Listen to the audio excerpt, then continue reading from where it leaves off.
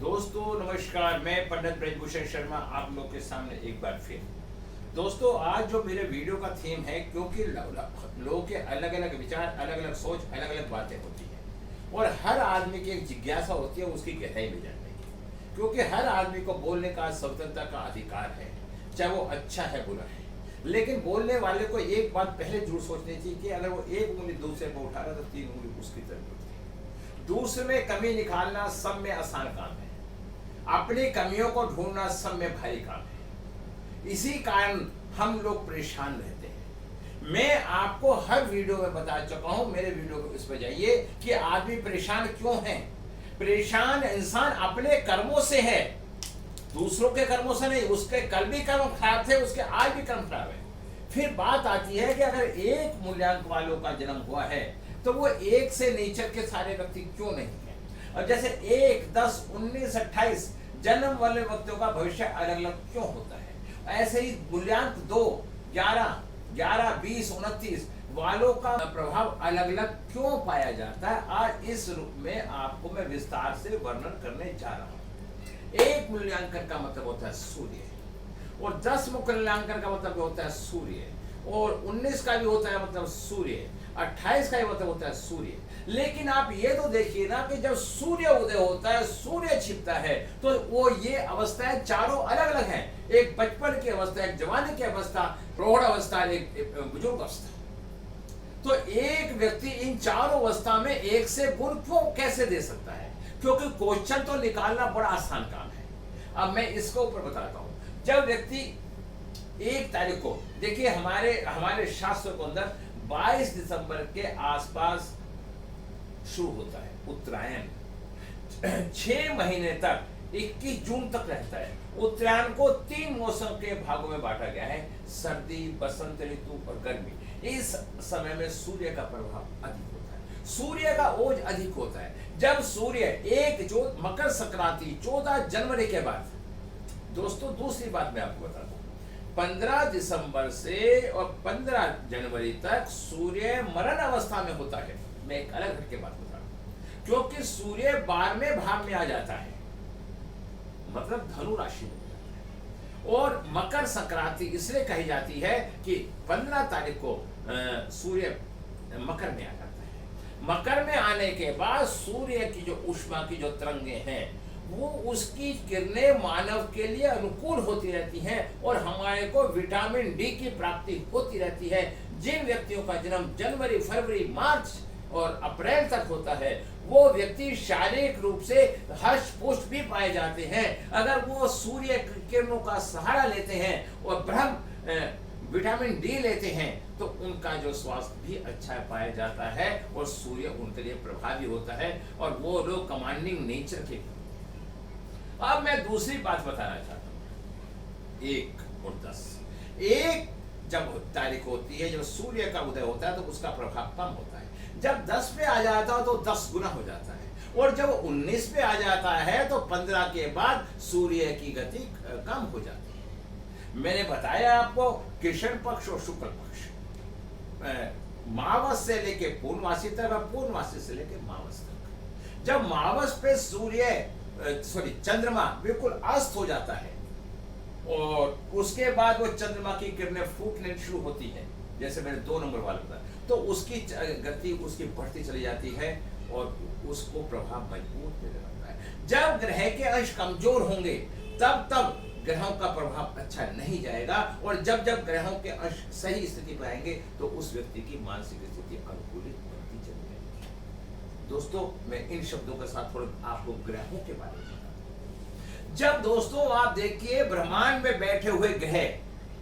अपना असर दिखाते हैं, और मैं आपको पहले भी बता चुका हूं, एक चैनल पे बैठा हुआ व्यक्ति अपने गीत से हमारी मानसिक स्थिति को बदल देता है, हर तरह से बदल देता है, अच्छी कर देता है, बुरी कर देता है। तो वो ग्रह जो लाखों मील दूर बैठे हुए हैं, वो हमारे पे प्रभाव क्यों नहीं डालते। उसी तरह से सूर्य का प्रभाव भी हमारे व्यक्तित्व पे पड़ता है और उसके अनुसार हमारा व्यक्तित्व बढ़ता है। सूर्य का प्रभाव जड़ी बूटियों पर, दोस्तों जब सूर्य उदय होता है और शाम होती है, सूर्य उदय से लेकर शाम तक सूर्य की रोशनी जड़ी बूटियों पे हर चीज पे पड़ती है।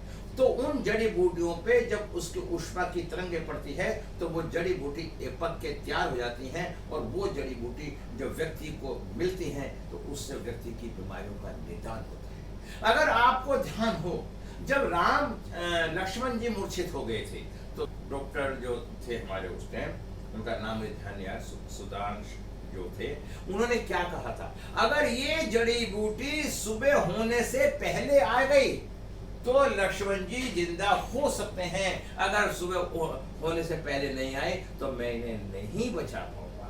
क्योंकि जब सूर्य की रोशनी रात को चंद्रमा पे पड़ती है, चंद्रमा एक शांत और सौम्य है, उसकी रोशनी जब उन जड़ पेड़ पौधों में पड़ती है तो वो जड़ पेड़ पौधे उस तरंगों से उस व्यक्ति को मरण अवस्था से भी जीवित अवस्था में ला सकते हैं।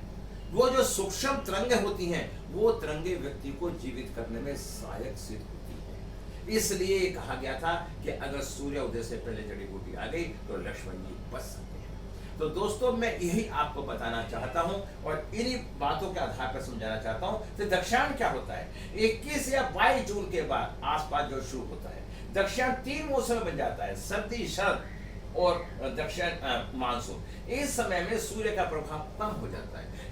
इस समय में सूर्य की जो गर्मी है, प्रकाश है, वो व्यक्ति के शरीर को जला देता है और नुकसान पैदा करता है, और सूर्य का प्रभाव कम होता रहता है। कृष्ण पक्ष पूर्णिमा में मावस तक बीच के दिनों का कृष्ण पक्ष कहा जाता है, और शुक्ल पक्ष मावस से पूर्णिमा तक का समय शुक्ल पक्ष कहा जाता है। दोस्तों मैं बताना चाहता हूँ, जब सूर्य की किरणों का प्रभाव इतना जड़ी बूटियों पे पड़ता है तो व्यक्ति की डेट ऑफ बर्थ, मंथ या ईयर पे कितना प्रभाव पड़ेगा। इन्हीं आधार पे मैंने आपको बताया, उत्तरायण का भी बताया, दक्षिणायन का भी बताया, और मैंने चंद्रमा का भी बताया, चंद्रमा का मावस का बताया, जब कृष्ण पक्ष और शुक्ल पक्ष के बारे में मैंने विस्तार से आपको वर्णन किया।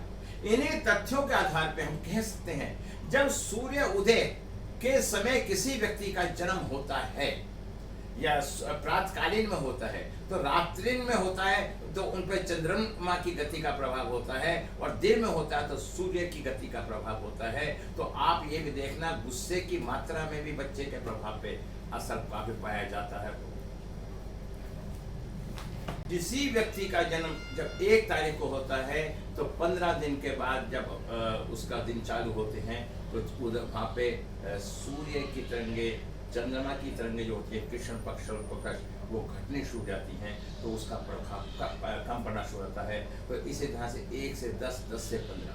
तो मेरा कहने का मात्र उद्देश्य है दोस्तों, 1, 10, 19, 28 वाले व्यक्तियों के जन्म होने पे उनका स्वभाव अलग अलग क्यों होता है, क्योंकि उनका प्रभाव जब जन्म होता है उस समय उनकी स्थिति अलग और उस टाइम उनकी परिस्थिति अलग होती है, क्योंकि समय का बहुत बड़ा डिफरेंस होता है। और वो अवस्था होने के कारण हमारे, जब आप देखिए प्राकृतिक की गतिविधियों होने के कारण हमारे जीवन के स्तर पर अलग पड़ता है। दूसरा दोस्तों, संसार में जितनी शक्ल है उतनी ही संसार में अकल है। हर अकल का संबंध अलग कार्य से होता है। हर व्यक्ति के कर्म अपने अपने अलग होते हैं, भले ही उसका जन्म 1 ही तारीख को 1 ही समय पे भी क्यों ना हुआ हो, इस समय को ही नहीं बताता। तो व्यक्ति के जो कर्म होंगे वो उसकी कुछ सिमिलरिटी होगी 1 नंबर वालों की, लेकिन कुछ सिमिलरिटी उससे अलग हो सकती हैं। इसलिए 1 ही तारीख में जन्म लेने के बावजूद भी व्यक्ति के नेचर में प्रभाव अलग अलग पड़ सकता है। एक पिता के 3 पुत्र होते हैं, एक चोर होता है, एक सिपाही होता है, एक डॉक्टर होता है। उस बाप ने तो वो ही अनजन दिया, लेकिन उन तीनों के कर्मों ने उन तीनों के स्थान को परिवर्तित कर दिया। इसलिए दोस्तों, इन छोटी छोटी भ्रांतियों में मत पड़ो और मत उलझो। जब इन भ्रांतियों में फंसोगे, उलझोगे, तो आपकी स्थिति को, आपको परेशानियों का सामना पड़ेगा। आप जब जब सकारात्मक सोच से किसी बात को देखोगे तो आपको अच्छा दिखाई देगा। आप कमी ढूंढना चाहते हैं तो आप अच्छी से अच्छी चीज में भी कमी ढूंढ सकते हैं। जब रामचंद्र जी जब सीता को लेकर परीक्षा के बाद घर लेकर आए थे तो लोग कहने वालों ने तो जब भी उनकी निंदा करी, जिसके कारण श्री राम जी ने सीता को त्याग दिया था। तो मैं यही कहना चाहता हूं कि नकारात्मक सोच। दोस्तों दूसरा, मेरे यहाँ पे कंसल्टेंसी करवाई जाती है, रेमेडी दी जाती है। मेरी कंसल्टेंसी की फीस 1500 रुपए है। दोस्तों, जिस आदमी को मेरे वीडियो मजाक खेल तमाशा दिखाई देता है वो मेरी वीडियो को ना देखें, उसे क्या जरूरत है मेरे पास आने की? भला करेगा तो भगवान करेगा, मैं किसी का भला नहीं कर सकता और ना भला कर पाऊंगा। संसार में कोई किसी का भला नहीं करता, मात्र मैं एक सलाह देता हूं। और एक मानव की सोच है कि वो अपने जीवन को आगे बढ़ाना चाहता है। यदि आपके कर्म में मौत लिखी है तो मैं उस मौत को नहीं बदल सकता। आपको अच्छे कर्म करने के लिए आपको सद्बुद्धि और प्रेरणा दे सकता हूं। अगर आपको मेरी वीडियो अच्छी लगती हो तो शुरू से लास्ट तक वीडियो देखो। अगर आपको इच्छा हो, जबरदस्ती कोई नहीं, पैसा कोई फ्री में नहीं कमाया जाता। 1500 रुपए फीस है, मेरी फीस 5100 रुपए है। अगर उसी दिन कोई को देखता है, मुझे करने वाला ईश्वर है, उसकी इच्छा के बिना कुछ नहीं हो सकता। लोगों के क्योंकि कुछ लोगों का शौक है, जिस तरह से जख्म पे मक्खी को बैठने का होता है, वहां जाके वो अपना भोजन ग्रहण करती है, उसी तरह से कुछ लोगों को मात्र बुराई करने का शौक होता है। उससे बुराई करने से कभी किसी का कुछ नहीं बिगड़ता। जब परमात्मा की इच्छा होती है तो बुराई करने वाले को जड़ से ही खत्म कर देता है, और जब से खत्म होता है तो सोचता है कि मेरे कौन से बुरे कर्म थे। तो दोस्तों, मैं तो आप लोगों से एक ही निवेदन करूंगा, ईश्वर में विश्वास करो और सकारात्मक सोच रखो। मैंने आज आपको बता दिया, समझा दिया। एक ही डेट वालों के एक से स्वभाव इसलिए नहीं होते। फिर भी कोई ऐसी बात हो तो मेरी वीडियो में आप कमेंट करना, मैं इससे अच्छा कोई बता सकूंगा तो बताने का प्रयास करूंगा। और कोई व्यक्ति और कोई वीडियो बनवाना चाहता हो तो बताएं, और कोई रेमेडी चाहता हो। दोस्तों, वास्तु दोष, मैं डेट ऑफ बर्थ से आपके वास्तु दोष को ठीक करके आपकी रेमेडी भेज सकता हूं। अगर रेमेडी लेने के बाद भी आप ठीक नहीं होते तो आपका भाग्य है, मेरा नहीं। मैं फिर आपसे निवेदन करता हूं कि आपको मेरे पे विश्वास हो तो आप आइए, और ना ही विश्वास हो तो बिल्कुल मत आइए। 1.5 अरब की जनसंख्या है संसार में, सबके विचार एक नहीं, बाप बेटे के विचार एक नहीं। मैं इन्हीं शब्दों के साथ अपने शब्दों को विराम लगाता हूं।